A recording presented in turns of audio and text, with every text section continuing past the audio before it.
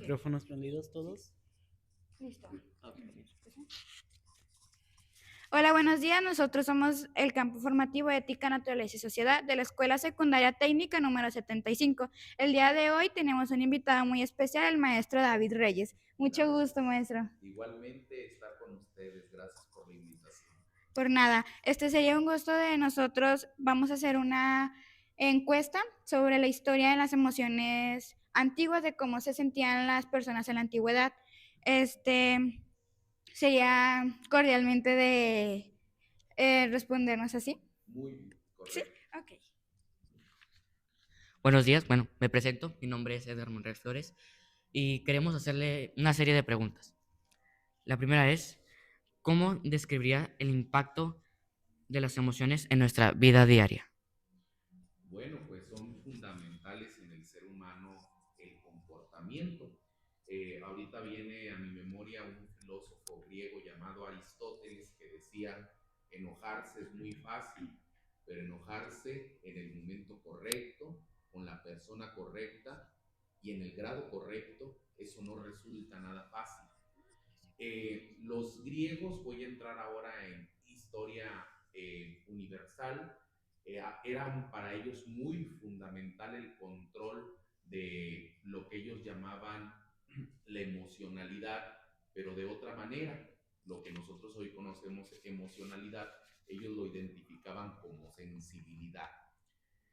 En la vida cotidiana somos emociones, todo lo que vemos, lo que tocamos, lo que percibimos, e inmediatamente nuestro cerebro siente emoción. Puede ser alegría, pero también puede ser alguna emoción negativa, ¿verdad? Puede ser miedo, y en esto nos imposibilita a veces actuar. Entonces, si no hay emoción, no hay acción. Si no hay emoción, no hay razón. Si no hay emoción, no hay posibilidad de vivir en la vida. Entonces, nuestra vida son emociones. La cuestión es aprender a controlarlas, aprender a dominarlas para no vernos presos ni sujetos de emociones que no nos dejen caminar en la vida. Ok, muy bien. Ahora, la segunda pregunta es, ¿por qué algunas personas tienen dificultades para gestionar sus emociones? Bueno, sencillamente porque en la escuela no nos enseñaron a llevar a cabo el manejo de las emociones, ni siquiera a reconocerlas ni a identificarlas. A ustedes ya les tocó otra época en donde ya tenemos una materia de educación socioemocional, pero en nuestra época había dentro de la historia cotidiana, que esto es algo muy importante, primero saber, queridos compañeros y alumnos, que la historia no está allá afuera, sino la historia está adentro de nosotros mismos. Tú y yo somos historia.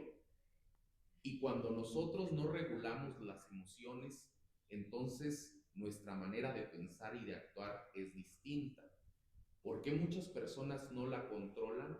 Porque ni siquiera saben lo que sienten, porque no son capaces de dialogar, porque no son capaces de decir por lo que sufren. Por eso es importante la palabra. La palabra la hemos dejado a un lado. No somos capaces de demostrar a través de nuestro lenguaje aquello que necesitamos expresar. Por eso es que las personas no regulan sus emociones, porque les hace falta la capacidad de utilizar la palabra para decir lo que sienten y poder sanar las heridas del pasado.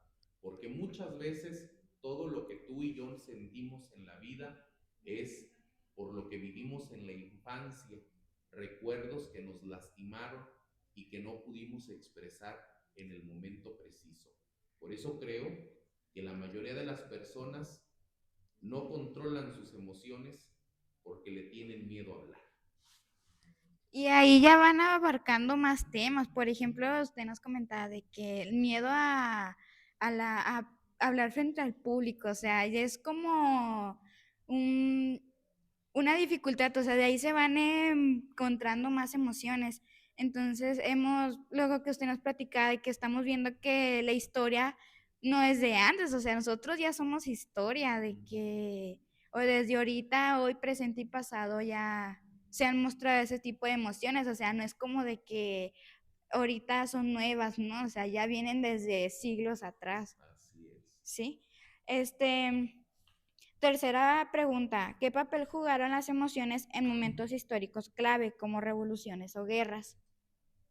Bueno, esto es algo muy interesante, porque si nos damos cuenta, todos los personajes que lucharon, ya sea en la Revolución de Independencia de 1810, con Miguel Hidalgo, con Morelos, con Allende, vemos que son personajes que aman a su país, pero que en un momento dado de esta revolución no controlaron sus emociones. Muchos de nosotros pensamos que hablamos del movimiento de independencia. El movimiento de independencia es una revolución. Ujú.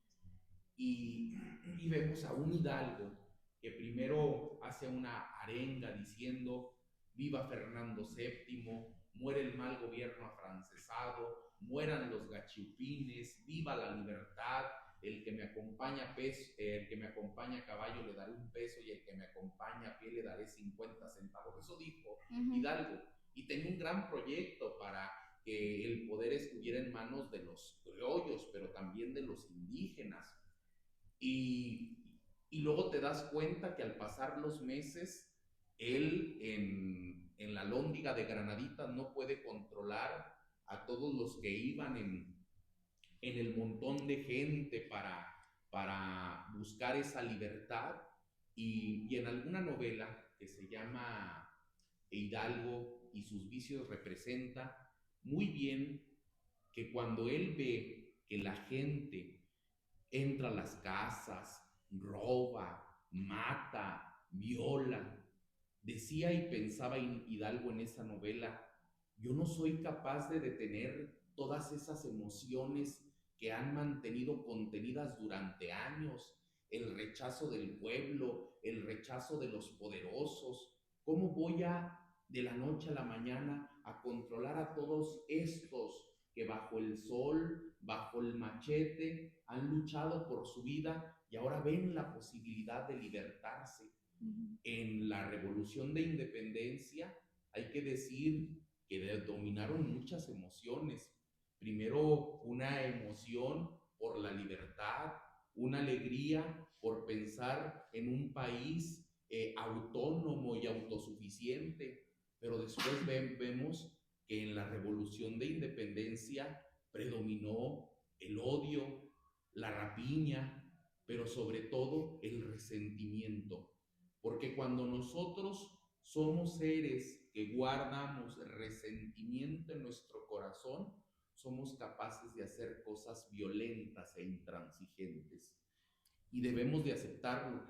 Tenemos una independencia, pero fue gracias a la violencia, a la sangre, a ser unos fraticidas. ¿Y saben qué es ser fraticidas?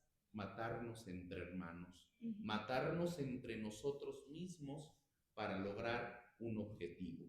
Y luego nuevamente lo vemos en la Revolución Mexicana en el 1910, un proyecto que inicia Madero con emoción, porque hay que saber, ustedes deben de saber que Madero era espiritista, le gustaba hacer sesiones en la noche para hablar con los muertos y hablaba con el espíritu de Benito Juárez, y este le dijo que tenía que iniciar un movimiento de revolución el 20 de noviembre de 1910. La fecha y la hora en la que se inicia el movimiento de revolución es porque un espíritu, entre comillas, se lo dijo a Francisco I. Madero.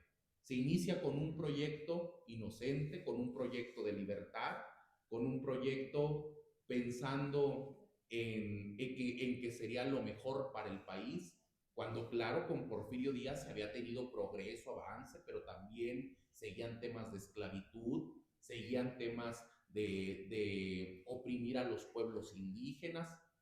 Y entonces Madero inicia con un proyecto pensando en mejorar las condiciones del país para que existiera igualdad y equidad entre los pueblos. ¿Qué sucede? También se convierte en un proyecto para algunos individual, en donde también hubo violencia, hubo violación, hubo rapiña, Y nos damos cuenta que las revoluciones inician primero con una emoción de bondad, de misericordia, pensando en el otro.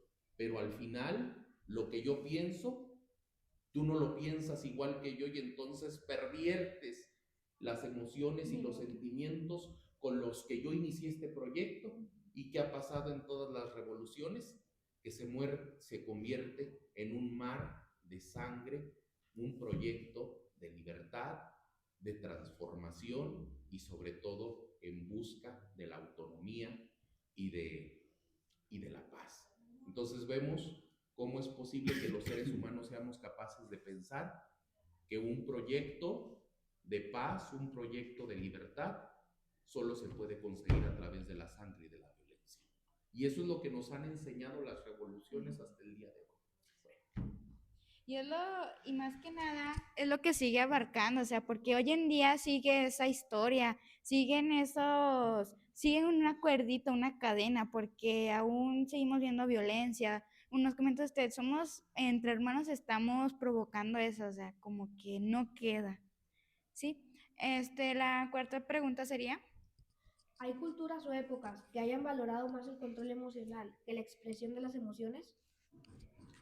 Bueno, pues hay que decir que en la cultura prehispánica era muy valioso el comportamiento a partir de los valores y de las emociones de los indígenas. Hay que decir que los españoles decían que los indígenas eran unos borrachos y unos flojos, pero saben que el alcoholismo en los indígenas se da hasta que los españoles llegan a conquistar México, Tenochtitlan, porque ustedes, no sé si lo sabían, pero embriagarse en la época prehispánica era un delito, ¿ok? Entonces el embriagarse solo lo podrían hacer los consagrados, los sacerdotes prehispánicos. Entonces, en el mundo prehispánico se controlaban mucho el tema de los valores y de las emociones. Esto es algo muy interesante, pero sobre todo el que ustedes se den cuenta que más adelante, ya cuando llega la Nueva España, con el folclore, la alegría de la poesía, el tema de la cultura, de las letras, de las obras de teatro. Entonces allí se empezaron a expresar las emociones a partir de las artes escénicas que vino a traernos la Nueva España. Hay que decir que los indígenas saben todo lo que nosotros conocemos gracias a las obras de teatro que realizaban los frailes franciscanos que llegaron a cristianizar a los indígenas, que no podemos dejar de decir que el tema de la colonización se da también por la violencia, pero también hay que decir que muchos de estos frailes, entre ellos está don Fray Juan de Zumárraga, se quejó con el emperador Carlos V del maltrato que le daban los españoles a los indígenas. Entonces, hemos visto en la historia que hemos generalizado las cosas, pero todavía hay que irnos más allá. Yo tuve una maestra en la Ciudad de México que falleció el año pasado, lamentablemente, que se llama la doctora Pilar Gonzalo, y ella realizó una colección que se llama Historia de la Vida Cotidiana, y es donde yo aprendí desde la época prehispánica hasta la actualidad cómo es que en el mundo indígena las emociones se controlaban porque había un reglamento relacionado directamente con Dios, y cómo en el mundo novohispano, en la Nueva España, pues se expresan ya todas las emociones a partir de las artes escénicas como la poesía, como las obras de teatro, hasta la escritura, como la propia narrativa. Entonces, pues eso es lo que yo les podría decir en el mundo prehispánico y en el mundo novohispano de la historia de México. sí, o sea, todo tiene una linda conexión al final de cuentas, porque como hubo ventajas, como hubo desventajas, o sea, al final todo termina conectando en pocas palabras. Exactamente. Cada ser humano y cada generación le da un toque a esta evolución y revolución del pensamiento que vamos creando cada uno de nosotros. Sí. Quinta pregunta. ¿Cómo fueron las, perdón, ¿cómo fueron las emociones en la construcción de identidades colectivas, como el nacionalismo o la religión? Bueno, el tema de la religión, primero voy a empezar con este tema por el que nuestro país estuvo grandemente dominado en el tema del gobierno por la religión. Y hay que decir que la religión como tal no es mala. La religión, si nosotros vemos el significado de religión, en latín es religare, que significa relación con Dios, ¿verdad? Pero la religión como institución en la historia ha hecho daño porque ha oprimido, porque en un momento era el encargado de las riquezas. Y les voy a poner dos puntos centrales de la religión con respecto a las emociones. En el mundo indígena vemos a Fray Antón de Montesinos, vemos a Fray Juan de Zumárraga, vemos a Fray Bartolomé de las Casas, que defienden los derechos y los intereses de los indígenas a través del amor, de la misericordia, de la compasión, de la esperanza, de esas emociones, ¿correcto? Bueno, y de esos valores importantes. Y después vemos a la Iglesia Católica en la Reforma, en donde es intransigente. Ustedes, ahora cuando se nos muere un familiar, hay panteones municipales. En el año de 1840 y 50 no había panteones municipales, todos eran panteones que le pertenecían a la iglesia. Por eso es que cuando es el Día de Muertos se dice el Campo Santo, por el tema que pertenecía ese terreno a la iglesia donde se iban a sepultar a todos los difuntos. Entonces, ¿qué es lo que sucede?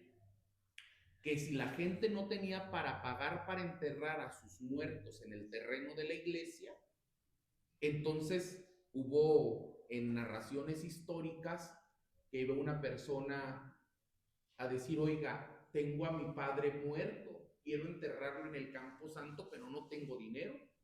¿Y saben qué contestaban en ocasiones los clérigos? Pues sálalo y cómetelo. Así como si fuera un animal, desalarlo y que se lo comieran para que no lo tuvieran ahí en casa. Entonces se dan ustedes cuenta lo que les trato de explicar. La religión en el sentido ideológico no es mal, pero la religión en el sentido institucional se pervierte. Y ustedes pónganse en el lugar de la persona, de si hubieran conocido a un Fray Antón de Montesinos, a un Fray Bartolomé de las Casas, pues que los defendieran de los maltratos de los españoles, ¿cuáles serían sus emociones? De agradecimiento, de amor, de cariño, ¿verdad? Ah, bueno, ¿y qué en el caso de que ustedes hubieran sido aquella madre, aquel padre que iba a enterrar a su hijo, pero que no tenían dinero y que le dijeran, sálalo y cómetelo? Pues que iban a sentir desprecio, coraje, ira, ¿verdad? Ah, pues se dan cuenta ustedes cómo la religión como institución pues se pervierte. Claro que gracias a la religión tenemos estas ideologías de la comunidad o de vivir en un espacio en donde pensemos en el otro. Pero como les digo, veamos, cuando nosotros en las leyes de reforma con Benito Juárez nos separamos de la iglesia, les voy a explicar algo que probablemente no se los expliquen en el salón de clases, porque esto ya es muy elevado, pero creo que ustedes sí lo van a comprender. Cuando la iglesia entras como una iglesia católica y ves santos por todos lados en los nichos, sí, ¿correcto? Y la iglesia se separa del Estado y entonces el Estado necesita que la gente se empiece a enamorar de la ideología del Estado, así como se enamoró de la religión. ¿Y qué es lo que hace? construir un santoral civil, que quiere decir a los personajes más ilustres, más bondadosos, más esperanzadores que debe de reconocer la nación.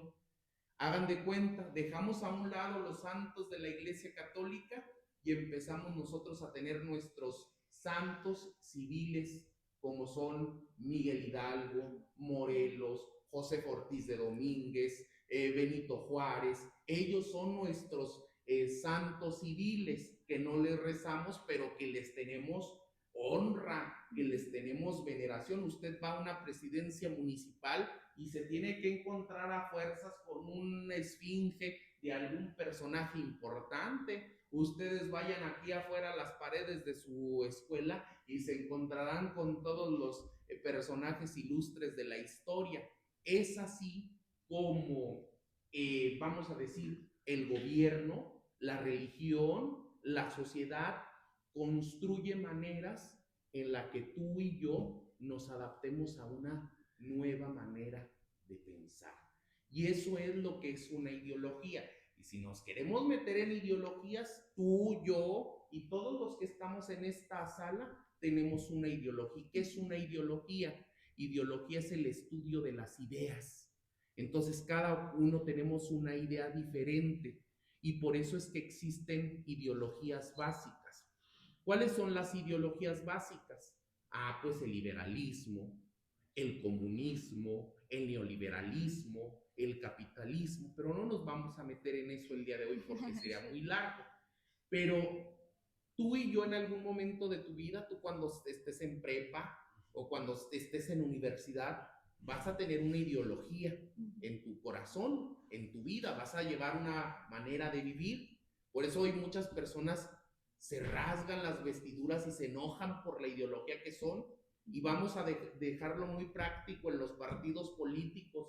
Yo soy de ideología de derecha, soy del PAN, excelente. Yo soy de ideología de izquierda, de Morena, y excelente, pero no podemos ser amigos porque entonces yo digo que tu presidente no sirve, o que tu presidente es aquello, o que esto está mal. ¿Se dan cuenta que la ideología trata de justificar nuestras acciones? ¿Por qué? Porque la ideología dice esto es mejor que lo otro. Entonces, ¿hay alguna ideología que sea única, que sea verdadera? Pues es que en realidad no podríamos decir eso, muchachos, porque la ideología la construye el propio ser humano, y quien elimina también esa ideología es el propio ser humano.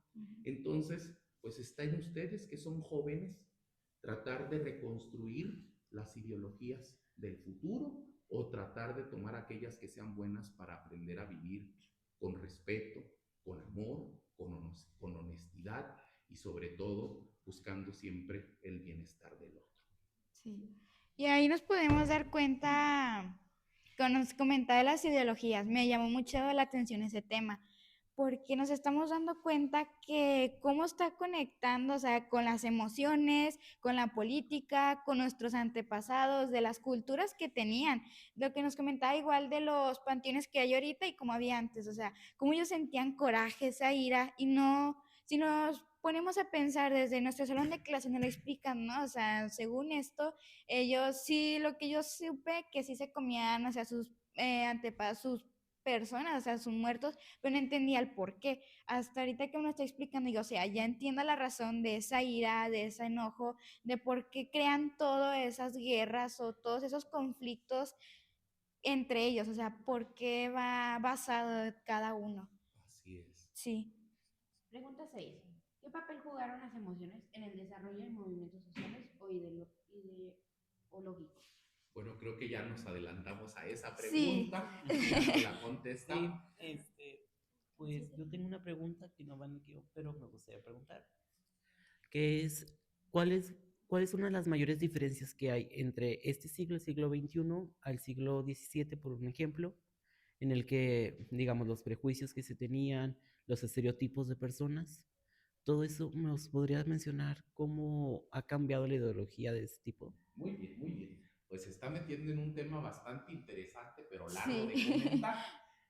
Primero les debo de comentar que todo lo que nosotros pensamos o creemos está determinado por un movimiento que ustedes probablemente ya vieron en la materia de historia, que se llama la Ilustración. Sí. ¿Ok? La época de las ideas, en 1646 en Europa. La Ilustración determina la forma del pensar del mundo occidental, de Europa y de los países conquistados. Entonces, fíjense muy bien lo que decía la Ilustración. La Ilustración decía que los derechos y la razón eran para el hombre, la figura masculina, que la razón y los derechos no eran para la mujer, porque la mujer no estaba considerada como ser humano. A ver, primero que nada, ¿por qué nace la Ilustración?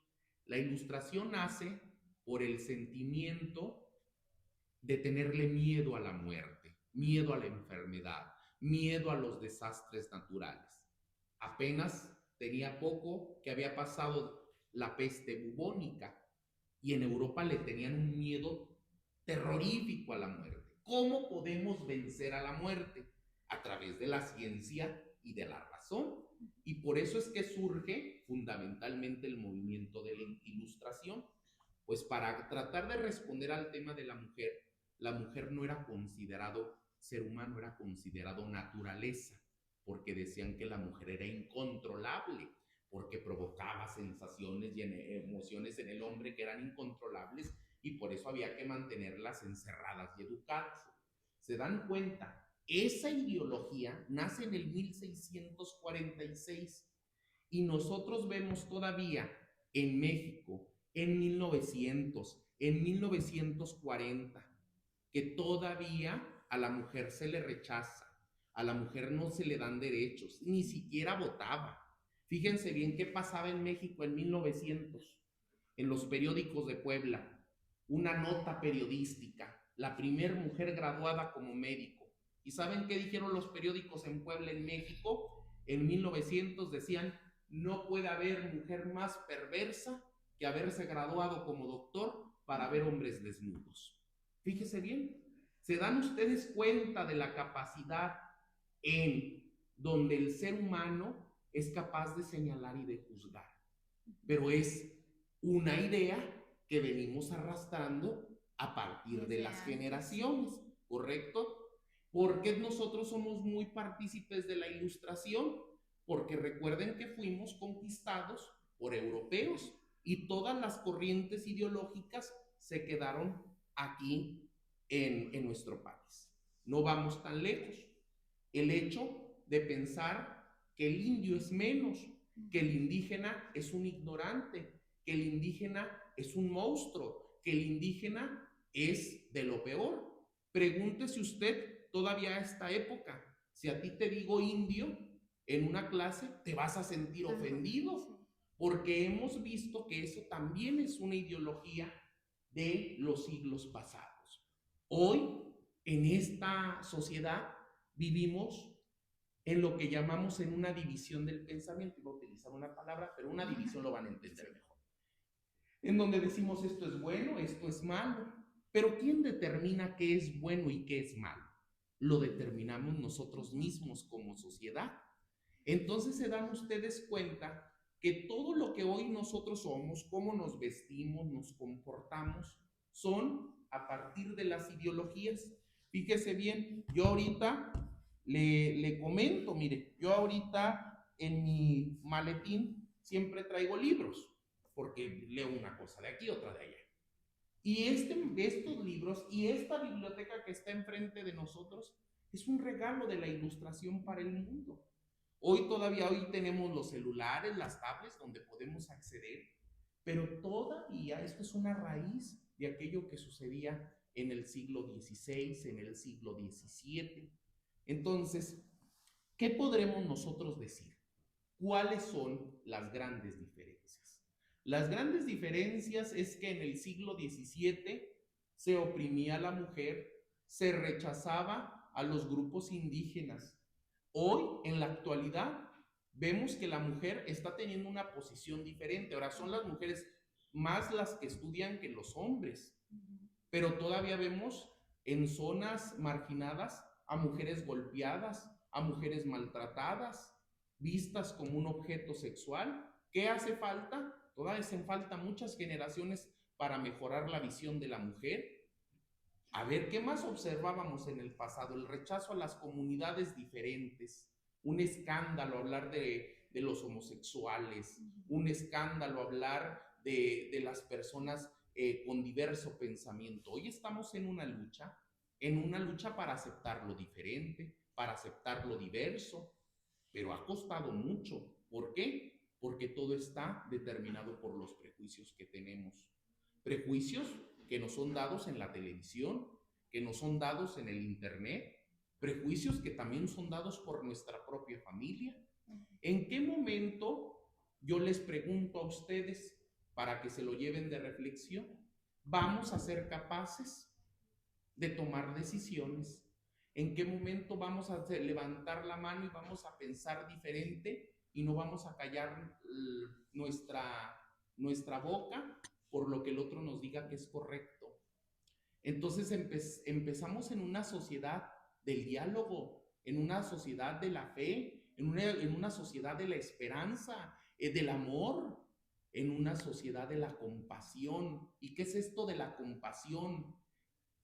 Algo que en siglos pasados se habían olvidado, de ponerse en los zapatos del otro. ¿Eres capaz tú de ponerte en los zapatos del otro? Y lo estamos haciendo, pero en el siglo XVII era muy difícil, eran muy pocos.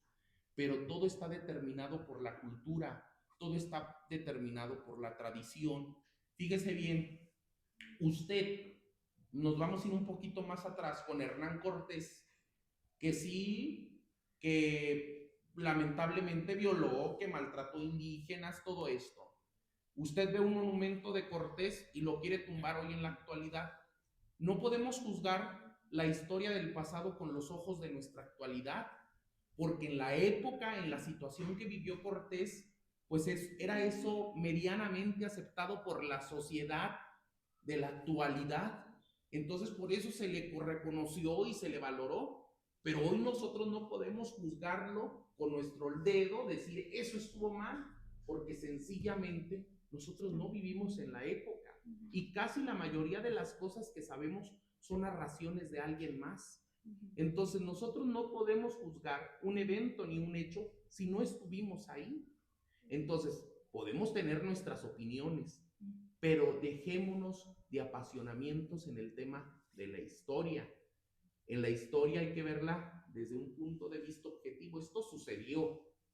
Acá desde la lejanía yo lo platico, lo observo, pero yo no me pongo a decir, ay, pues que España me pida perdón porque me conquistó. Pues no puedo decir eso, sencillamente. ¿Saben por qué?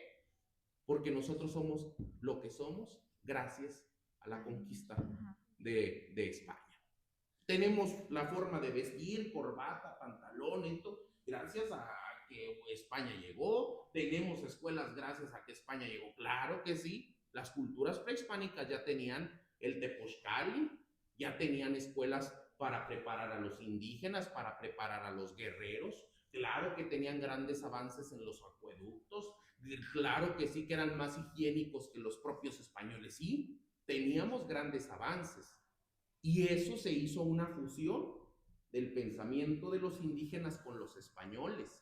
Entonces, si nos ponemos a ver, hacer un comparativo del siglo XVII para, y ahora otra vez regresar con la pregunta, a la actualidad, todo ha sido un camino lento para mejorar, un camino lento para evolucionar en el pensamiento, para revolucionar aquello que queremos ser. Hay muchas cosas todavía que mejorar. Yo anoche o antenoche pensaba y decía, hablamos de 150 años, leí un libro de hace 150 años y me pongo a pensar, ¿qué sentirían las personas que tomaron este libro? ¿Qué pensaban en el futuro?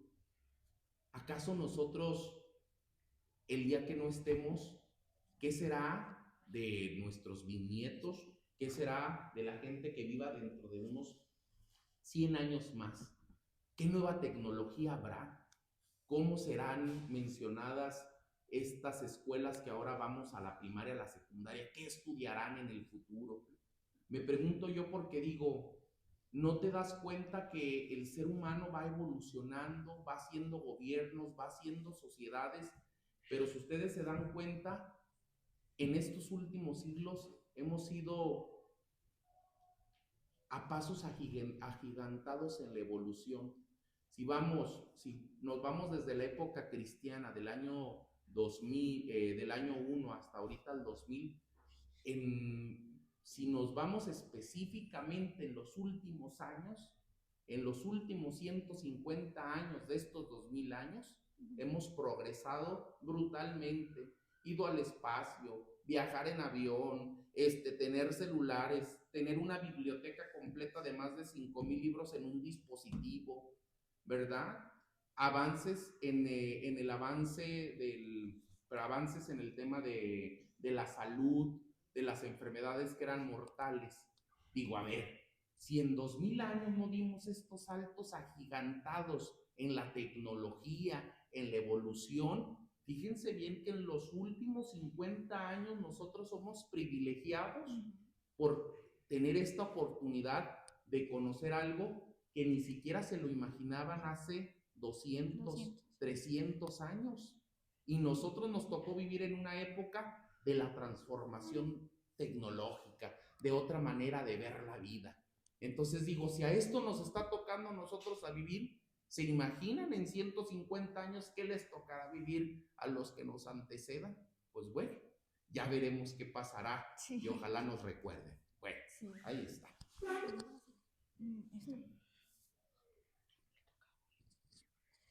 ¿Qué podemos aprender de las emociones? Perdón, ¿qué podemos aprender de las emociones de nuestros antepasados para comprender mejor las nuestras? Lo que podemos aprender es ser pacientes, perseverantes, pero sobre todo tener esperanza, y la emoción más grande de todas sería la alegría de conocer lo nuevo y sobre todo de tener esta capacidad de asombro a lo largo de nuestra vida. Nunca, muchachos, de nada por sentado. No todo lo que les digan es verdad. Ustedes investiguen, dialoguen, busquen nuevos horizontes. Para no hacer más largo mi intervención, lo único que puedo decirles: tomen de los antepasados aquello que sea bueno para que sean mejores ciudadanos, para que respeten a los otros, para que mejoren su vida, para que tengan un proyecto y para que busquen un camino en el que puedan transformar a su familia cuando la tengan, pero también a los que están a su alrededor. La única manera en la que nosotros, decía Juan Brown, podemos transformar la historia es conociéndola, y cuando la conocemos seremos capaces de no cometer los mismos errores del pasado. Entonces, hoy les invito a que no solo conozcan la historia, sino también conozcan las emociones, conozcan a los héroes de carne y hueso que se equivocaron, que se entristecieron, que sintieron soledad, que es parte de la vida cotidiana. No todo es felicidad. Un vicio que nos ha dejado las redes sociales es pensar que todo es felicidad, que todo es éxito, que todo va bien. No, la vida es tristeza, la vida también es alegría, la vida es decepción, la vida es sorpresa, la vida lo es todo, pero en esa vida hay muchas emociones que tenemos que vivir. Nadie de los que estamos aquí estamos exentos de vivir un tipo de emoción. Por eso permítanse vivirlas, permítanse agradecer por lo que están explorando en el momento, pero no se queden ahí. Traten de caminar, traten de avanzar como lo hicieron nuestros antepasados. Entonces, yo lo que les invitaría como un ejercicio de esta entrevista es cómo pueden conocer las emociones de los personajes históricos. Los pueden conocer a través de sus diarios, pero son muy aburridos. Entonces yo les recomiendo que lean novelas históricas, ¿ok? Novelas históricas, yo tengo a un amigo, historiador, que hace novela histórica, se llama Carlos Pascual, tiene La Insurgenta, una novela fascinante sobre la vida de Leona Vicario, tiene Matilde, ya fue la primera, una novela histórica sobre la primera médico en México. Él lo acaba de publicar recientemente, se llama El Tránsito de Venus, que habla sobre los primeros exploradores que identificaron la distancia entre Venus y la Tierra. Un texto muy interesante. Tiene otro que se llama Dragón de Sangre, que es sobre la matanza de los chinos aquí en Torreón. Yo le ayudé en la investigación. Tiene Memorial de Cruces, que es sobre la guerra cristera en 1924, ese de mi amigo Carlos Pascual. De Pedro Fernández tenemos Iturbide, tenemos La vida de Porfirio Díaz, de Eugenio, ay, no me acuerdo del apellido, tenemos La vida de Hidalgo, la de Victoria. Entonces hay mucho producción de novela histórica en donde ustedes pueden conocer las emociones y los sentimientos de los personajes. Y les prometo que ya sea el viernes, les mandaré una novela histórica a cada uno de ustedes como regalo para que puedan leerla y puedan explorar esas emociones de los personajes históricos. Sí. Muchas gracias, de verdad me gustaría leer la de Transición a Venus. Me llama la atención porque se oye que es algo fuera de lo normal. Me encanta su trabajo y todo esto que nos ha platicado, pero última pregunta. Ajá. ¿Qué emociones crees que han sido más poderosas en la historia de la humanidad? Bueno, las más poderosas podría decir yo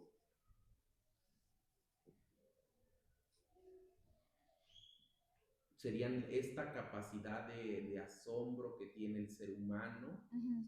pero sobre todo la persistencia para vencer aquello que le cuesta. Pero algo que nos ha identificado como país en la historia de nuestro país es el amor a la patria, el amor a los indígenas, el amor a todo lo que nos encontramos, porque si hemos dicho, a pesar de que fuimos en su tiempo un país prejuicioso, hoy somos un país capaz de amar y de aceptar la diversidad. Entonces, las emociones que yo creo que son fundamentales son el amor, la esperanza y sobre todo somos un país que tiene fe. Entonces son emociones que se aprenden, pero que son fundamentales en nuestro país. Sí. Me encantan porque esas ahorita emociones seguimos tomándolas en cuenta. Este, Me encantó esta plática, muy interesante, de verdad me encantaría retomar más temas, pero pues poco a poco vamos entendiendo más. Entendí cosas de la historia de nuestros antepasados que en mi salón de clases no las había entendido. Aprendí nuevas cosas de cómo se sentían, cómo se expresaban, desde todo lo que hacían ellos, de que nosotros les decíamos de que eran muy crueles, de que eran muy malos, y no, en verdad sí sentían tristeza, coraje, felicidad, y cómo ahorita, hoy en día van avanzando. Ahorita usted nos comentaba de que la tecnología y los libros, me encanta que usted lee así mucho en general, cómo han avanzado desde la antigüedad hasta ahorita. Es un tema muy interesante. Tiempo después ya lo retomaríamos, pero de verdad yo le agradezco muchísimo su tiempo, su oportunidad de venirnos a acompañar y ayudarnos en este proyecto, que de verdad así muchas gracias, lo digo en general, muy padres sus pláticas, de verdad muy interesantes, que pues sería todo. Muy bien, ¿no? Sí, Pues gracias a ustedes por la invitación y pues fue un placer compartir esta mañana con sí, ustedes. muy bien, muchas gracias. Muchas gracias. Gracias. Y nos aventamos la horita. Sí. Sí.